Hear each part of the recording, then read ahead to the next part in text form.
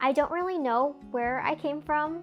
They said that they found me in a market and that no one had claimed me. I was left there, and they guessed I was about a day old.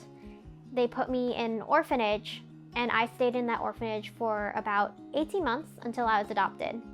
My mom and my dad couldn't have children. My dad had 2 kids of his own, but my mom really wanted children. That's something that she really desired for herself.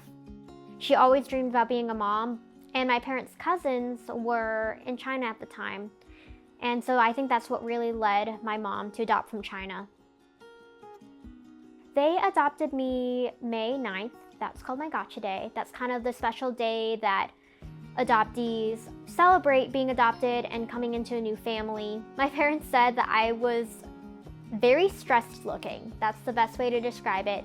They thought I looked terrified, which I probably was. It was never a secret in my family. I'm Asian, they're white, so it was very obvious that I didn't biologically belong to them, but I've always felt very close to them.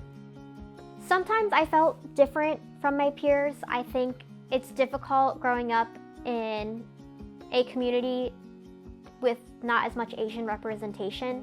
My best friend, we were adopted from the same orphanage. We're some of the only Asians in our school. You could literally count on one hand all the Asians.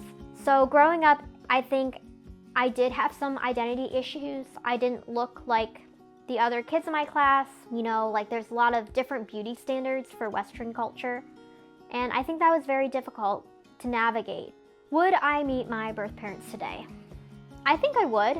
I did a 23andMe test, and I found 2 cousins that I ended up reaching out to.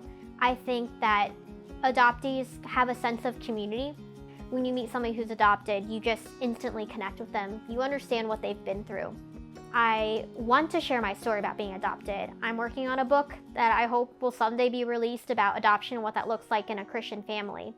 And I want people who are considering to adopt really look into what that means. There's a lot of types of adoptions and the way that adoptees will respond to their adoption, and that's just something that I think families don't consider.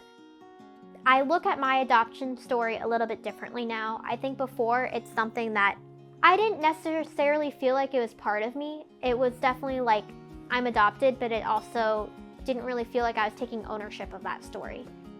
So taking ownership of my story is something that I really had to grow into my adulthood.